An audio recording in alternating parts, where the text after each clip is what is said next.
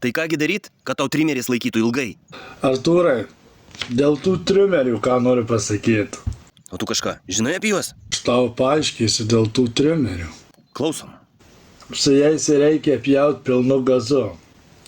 Jie niekada neusilenks, jeigu tu daugiau pilsi į benziną tepalo.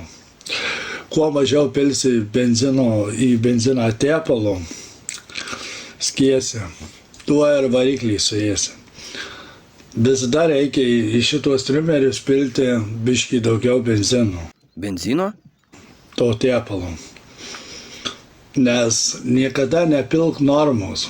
Gal žinai, kodėl užsilenkia? Paaiškinsiu dėl to. Kai karšta yra su jais, kaip jauni, būna karštis baisulinis. Reikia į benziną biskį daugiau Artūrą į tepalo įpilti.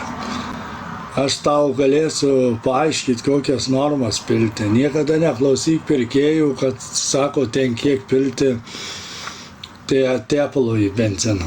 Tai kiekgi reikia pilti? Reikia į 5 litrus 115 gramų pilti tepalo. Tai tada tau neusilenks ir tu galėsi pilnu gazu pjauti. O kaip dėl rekomendacijos? 1/50. Čia neklausyk nesąmonių. Čia kodėl? Todėl, kai mažiau pili benzą tepalo, stūmoklis netepa galvos. Ir už tai žiedai atsisako. O tai kiek tavo trimeris atlaikė? Mano trimeriui viena grupė išlaikė 5 sezonus, o pjovęs dilgėlės, visokius kiečius viską. Ir per karščius pjovęs. Tai kokią išvadą iš viso to darom?